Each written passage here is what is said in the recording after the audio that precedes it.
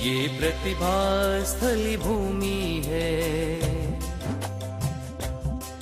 ये प्रतिभा स्थली भूमि है, जहाँ जीवन का आधार मिले, निज परिवार समाज देश को सद्विद्या का द्वार मिले। ओ भारत प्रतिभारत, ओ भारत प्रतिभारत, ओ भारत। ये प्रतिभा स्थली भूमि है। बच्चों, जय जिनेन्द्र। कैसे हैं आप सभी? आशा करती हूँ कि आप सभी अच्छे ही होंगे। प्रतिभा स्थली से दूर रहकर अब आपको प्रतिभा स्थली की याद आ रही होगी। तो अब हम मिलते हैं कुछ नए तरीके से। प्रतिभा स्थली ज्ञानोदय विद्यापीठ अब आपके लिए लाई है ऑनलाइन क्लासेस। तो हम इस माध्यम से वैसे ही जुड़े रहेंगे आपके साथ। आज हम कक्षा 9वीं में सामाजिक विज्ञान विषय की नई शाखा के रूप में अर्थशास्त्र विषय को पढ़ने जा रहे हैं। अभी कक्षा 8वीं तक आपने सामाजिक विज्ञान में हिस्ट्री, सिविक्स और ज्योग्राफी को पढ़ा। तो आपको लग रहा होगा इकोनॉमिक्स है क्या? तो इकोनॉमिक्स या अर्थशास्त्र सामाजिक विज्ञान की वह शाखा है जिसके अंतर्गत वस्तुओं और सेवाओं के उत्पादन, वितरण, विनिमय और उपभोग का अध्ययन किया जाता है। अर्थशास्त्र के जनक एडम स्मिथ ने अपनी परिभाषा में कहा है, अर्थशास्त्र धन का शास्त्र है। यहाँ धन से तात्पर्य आर्थिक क्रियाओं से लिया जाता है और आर्थिक क्रियाओं में हम प्रोडक्शन, डिस्ट्रीब्यूशन और कंजम्पशन को शामिल करते हैं। अब प्रोडक्शन क्या है? तो प्रोडक्शन का अर्थ है उत्पादन। तो यह उत्पादन कहाँ होता है, कैसे होता है? तो इसके लिए चलते हैं हम वहाँ जहाँ भारत देश की आत्मा बसती है और जिसे हम गांव कहते हैं।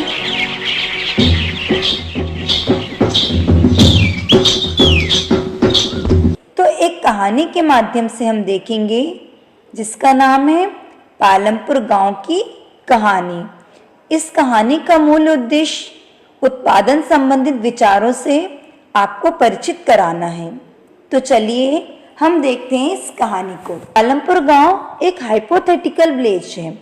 हाइपोथेटिकल का अर्थ होता है काल्पनिक गांव, और इस गांव की मुख्य क्रिया खेती है, जबकि यहाँ पर अन्य कई क्रियाएं जैसे दुग्ध उत्पादन, डेयरी, विनिर्माण, मैन्युफैक्चरिंग, परिवहन और भी अन्य कई क्रियाएं होती हैं। इन उत्पादन क्रियाओं को करने के लिए उन्हें बहुत सारे विभिन्न प्रकार के संसाधनों की आवश्यकता होती है, जैसे प्राकृतिक संसाधन नेचुरल रिसोर्सेस, मानव निर्मित संसाधन मैन मेड रिसोर्सेस। तो इस कहानी से हमें यह विदित होगा कि गांव में इच्छित वस्तुओं और सेवाओं को उत्पादित करने के लिए विभिन्न संसाधनों में किस प्रकार समायोजन स्थापित होता है। मैं आपको पालमपुर के बारे में और अन्य बातें भी बताना चाहती हूँ। पालमपुर गांव के पास ही 3 किलोमीटर दूर एक बहुत बड़ा गांव है जिसका नाम है रायगंज, और एक छोटा कस्बा भी है और उसका नाम शाहपुर है।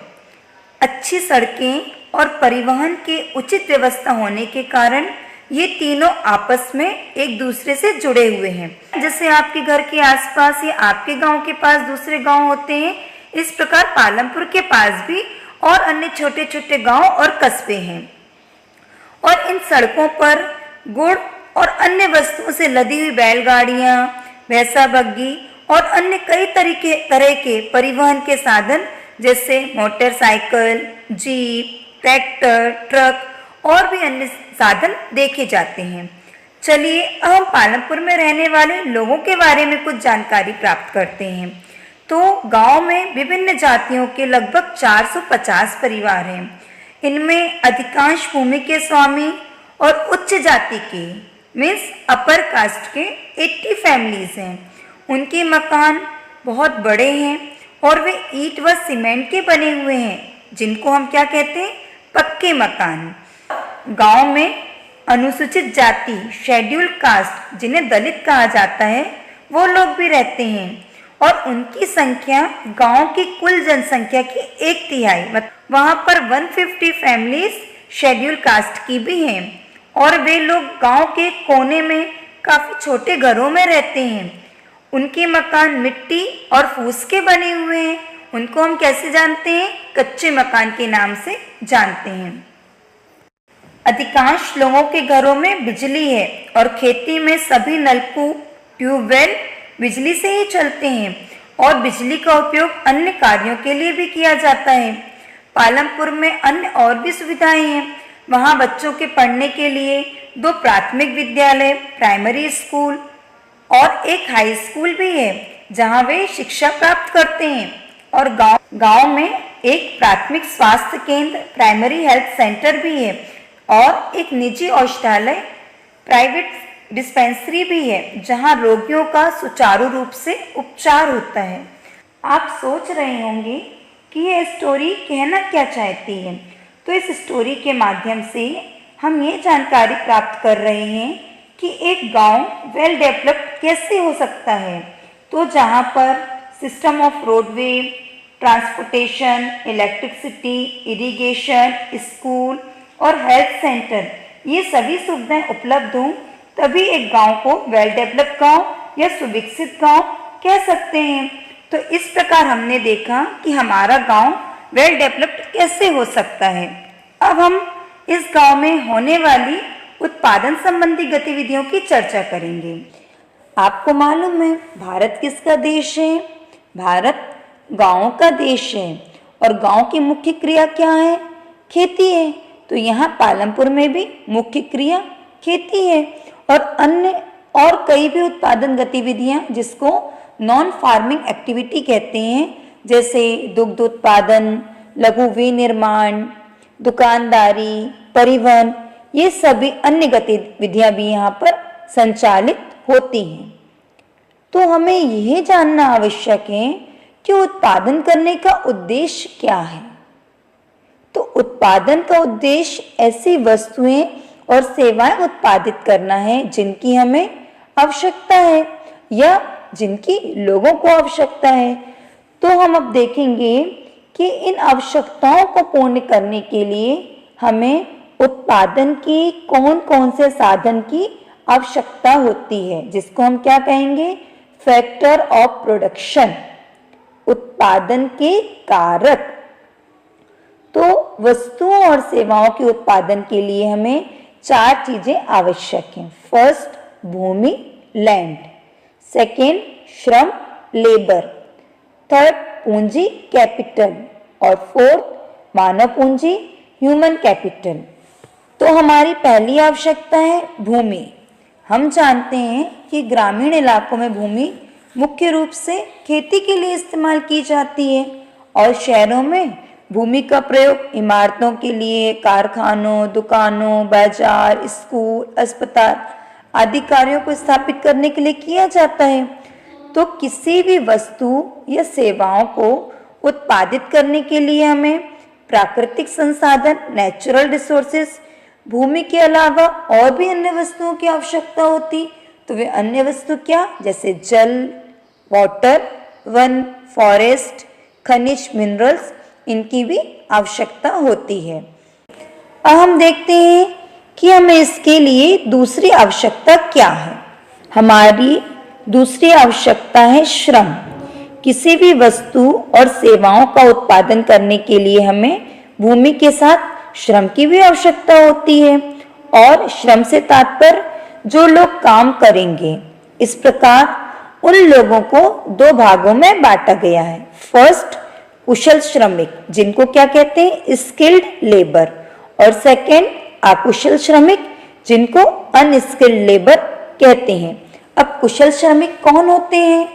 तो विशेष तरह की योग्यता प्राप्त करने वाले व्यक्ति, जैसे वकील, डॉक्टर, अध्यापक, इंजीनियर, तकनीकी योग्यता संपन्न व्यवसायी आदि क्या होते हैं? कुशल श्रमिक होते हैं और दूसरा अकुशल श्रमिक, अनस्किल्ड लेबर, जो छोटे छोटे काम करने वाले व्यक्ति हैं, जैसे मजदूर है, पुताई करने वाला है, सफाई करने वाला है, ये सब अकुशल श्रमिक कहलाते हैं। मैं आपको एग्जाम्पल देना चाहती हूँ और आपसे कुछ पूछना भी चाहती हूँ कि हमारी ये सोच है कि जो लोग कम पढ़े लिखे होते हैं या अनपढ़ होते हैं या छोटा काम करते हैं वह अकुशल श्रमिक होंगे। क्या ये बात सच है? एक महिला खेत में काम करती थी और जब अजय श्री जी के आशीर्वाद से हथकरघा केंद्र शुरुआत हुई तो वह हथकरघे में कार्य करने लगी और उसने बहुत कम दिनों में ही बहुत सुंदर कपड़ा बनाना सीख लिया। तो क्या हम उसे स्किल्ड लेबर नहीं कह सकते?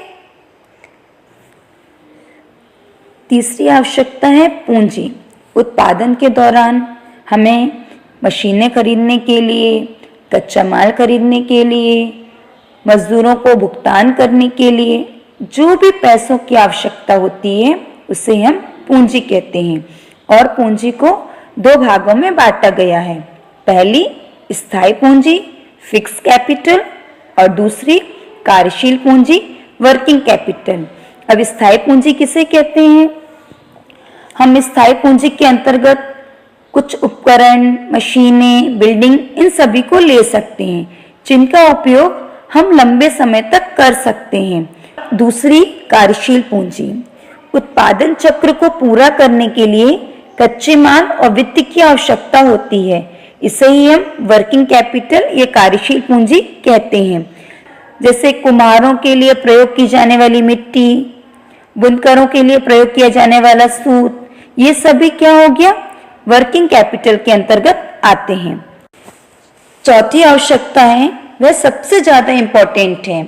इन समस्त तत्वों के बाद भी यदि वह नहीं है तो जो रिजल्ट हमें चाहिए वह नहीं मिल पाएगा। तो वह क्या है?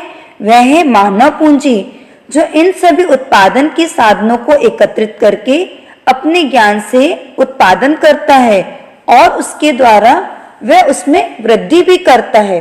इस प्रकार हमें उत्पादन के साधनों में इन चारों तत्वों की आवश्यकता होती है। तो देखा आपने उत्पादन के कौन कौन से तत्व हैं? भूमि, श्रम, पूंजी और मानव पूंजी। हम आगे देखते हैं। तो पालमपुर गांव की कहानी में इन सभी फैक्टर का यूज कैसे होता है? तो हम चलते हैं पालमपुर की खेती के लिए। तो आपने देखा उत्पादन के लिए सबसे पहली आवश्यकता है भूमि। तो यहाँ की भूमि कैसी है, कितने लोगों के बीच में बटी हुई है? तो देखते हैं भूमि स्थिर है। पालमपुर में खेती उत्पादन की प्रमुख क्रिया है और 75% लोग अपनी जीविका के लिए खेती पर निर्भर हैं और 25% लोग जो कि नॉन फार्मिंग एक्टिविटी करते हैं। तो ये 75% लोग किसान हैं और उनके पास, कुछ लोगों के पास तो अपनी जमीन है पर कुछ लोगों के पास अपनी भूमि नहीं है और 1960 के बाद आज तक उनकी भूमि के क्षेत्र में कोई भी विस्तार नहीं हुआ और उस समय गांव में जो कुछ भी बंजर भूमि पड़ी हुई थी उन्होंने उसी को, जो बंजर भूमि वेस्ट प्लेन थी, उसी को कृषि योग्य भूमि में बदल दिया था।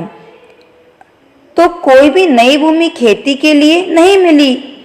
अच्छा, आप ये बताइए कि उनके पास जब भूमि नहीं होंगी तो वो क्या करेंगे?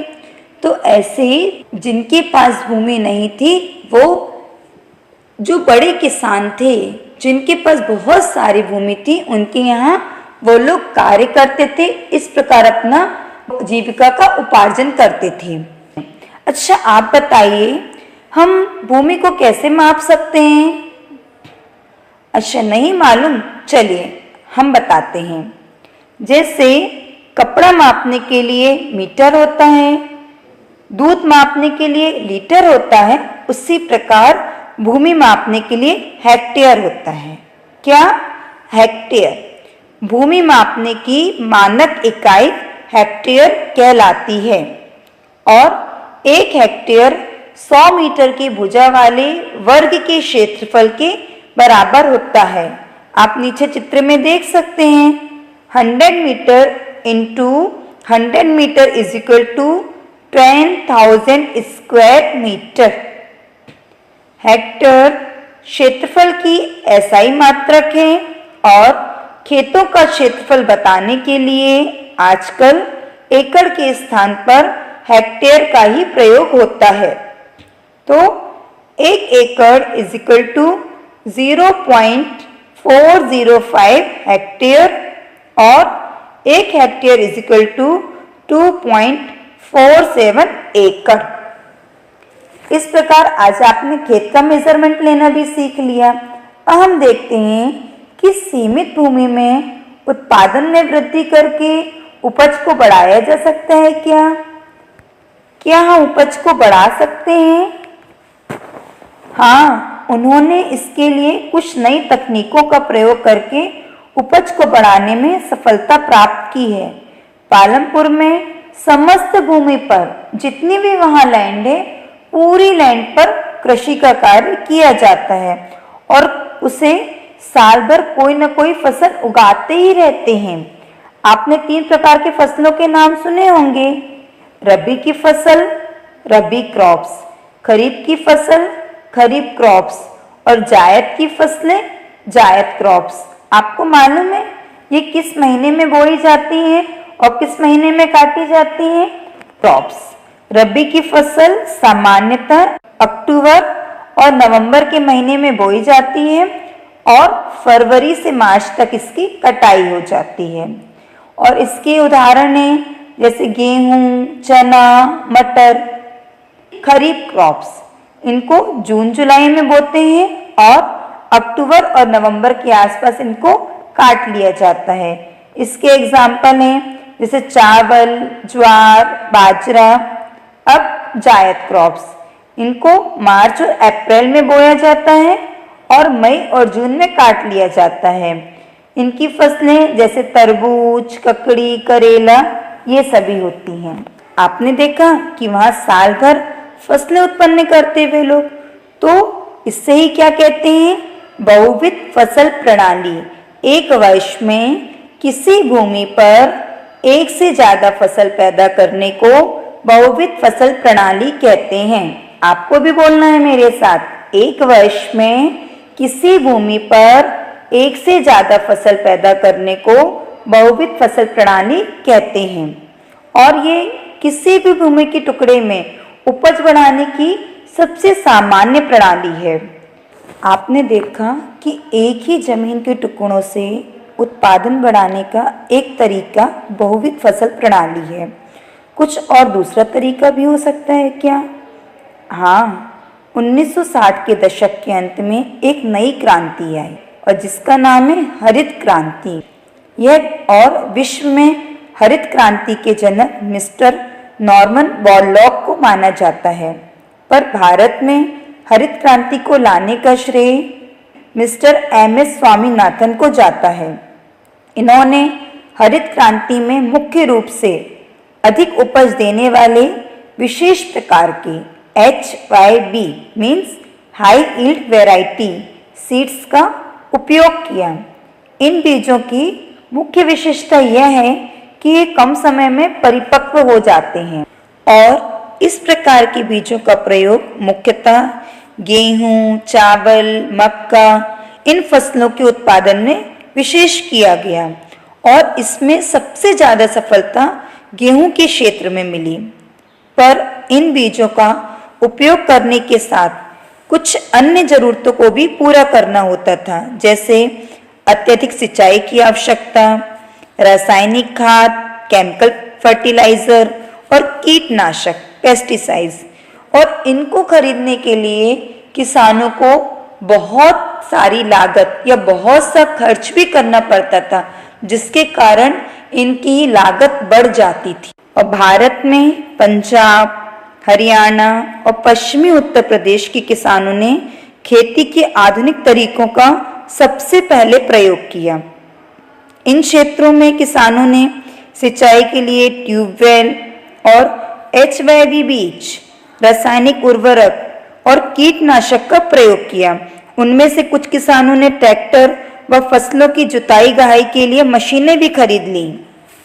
उन्हें इनसे गेहूं की ज्यादा पैदावार प्राप्त हुई। पालमपुर में परंपरागत बीज से गेहूं की उपज 1300 किलोग्राम प्रति हेक्टेयर प्राप्त हुई थी, जबकि HYV बीजों से वह उपज 3200 प्रति हेक्टेयर तक पहुंच गई।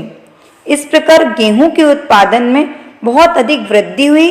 अब किसान अपने लिए जितनी आवश्यकता होती थी उतना गेहूं रखकर बाकी के गेहूं को पास की मंडियों में ही बेच देते थे।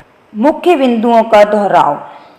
अर्थशास्त्र सामाजिक विज्ञान की वह शाखा है जिसके अंतर्गत वस्तुओं और सेवाओं के उत्पादन, वितरण, विनिमय और उपभोग का अध्ययन किया जाता है। एडम स्मिथ के अनुसार अर्थशास्त्र धन का शास्त्र है। पालमपुर गांव एक हाइपोथेटिकल विलेज है। पालमपुर गांव की मुख्य क्रिया खेती है और अन्य क्रिया दुग्ध उत्पादन, लघु विनिर्माण, परिवहन, दुकानदारी है। पालमपुर गांव से रायगंज 3 किलोमीटर दूर और एक छोटा कस्बा शाहपुर भी है। फैक्टर ऑफ प्रोडक्शन उत्पादन के साधन। फर्स्ट भूमि लैंड, सेकंड श्रम लेबर, थर्ड पूंजी कैपिटल, फोर्थ मानव पूंजी ह्यूमन कैपिटल। भारत में उत्पादन को बढ़ाने के लिए हरित क्रांति का उदय हुआ। इस प्रकार आप सभी ने जाना कि हरित क्रांति में उपयोग होने वाले HYV सीड्स और फर्टिलाइजर्स के द्वारा उत्पादन की क्षमता में वृद्धि तो हुई, परंतु क्या भूमि इन्हें धारण कर पाएगी? इसके बारे में हम जानेंगे नेक्स्ट वीडियो में। अर्थशास्त्र के अंतर्गत हम प्रत्येक वस्तुओं को अर्थ से तौलते हैं, तो क्या परमार्थ को भी तौल सकते हैं? तो आचार्य भगवान श्री 108 विद्यासागर जी महाराज ने अपने महाकाव्य मूक माटी में बहुत सुंदर पंक्तियों से हमें अवगत कराया है। परमार्थ तुलता नहीं कभी अर्थ की तुला में, अर्थ को तुला बनाना अर्थशास्त्र का अर्थ ही नहीं जानना है और सभी अनर्थों के गर्त में युग को ढकेलना है।